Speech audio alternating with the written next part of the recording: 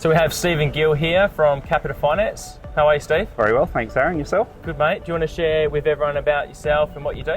Yeah, so I'm a finance broker, mainly in housing mortgages. So at the moment, very busy time with interest rates being quite volatile. So yeah, just happy to have a chat to you about your clients and maybe helping them get the best deal they can to secure their house. Yeah, and Steve, can you talk a bit about the changes in the last 3 months, specifically around the assessment rate when it comes to pre-approvals? So obviously most banks at the moment are advertising interest rates for a variable rate somewhere between 6.1 to 6.3%, depending on the bank you choose.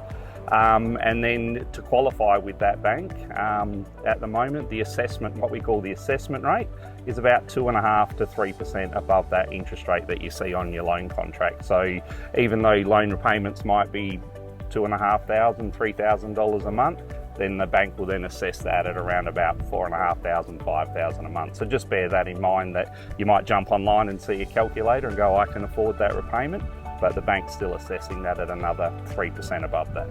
So Steve, if you were a buyer and you had a pre-approval that was set in place from 6 months ago or 12 months ago, yep, what does that look like for that buyer now? Very, very much different. So obviously your loan repayments, depending on what you got pre-approved for, could be up to double what they were 6-12 months ago. So look, if you're in that housing market, I would say go and see your finance broker, go and see your bank, and get that pre-approval refreshed. It definitely needs to be updated to make sure you're still, looking at properties that you can afford.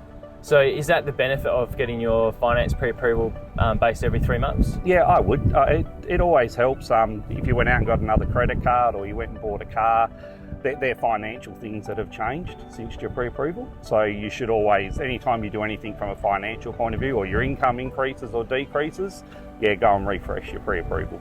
And Steve, being a buyer in the market at the moment, and if you are wanting to achieve a transaction in the next 12 months, what type of healthy disciplines do you think you should have when you're preparing yourself to obviously get a pre-approval finance or going to a formal application process? Yeah, I think the big thing is right now is, if you're going to look at doing that pre-work, is get a bit of an idea of what your loan repayments may look like, and see if you can maintain that for a 6-month period if you can. So there's your 4 savings, is going, this would be my loan repayment when I go and buy a house. So it might mean cutting some expenses of some of the luxuries you get to afford when you don't have a housing loan commitment.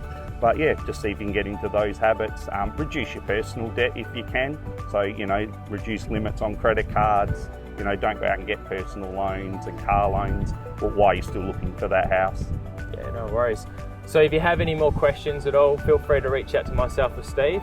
We've got the details below in the link, and we're happy to help with your financial needs. Good work, thanks.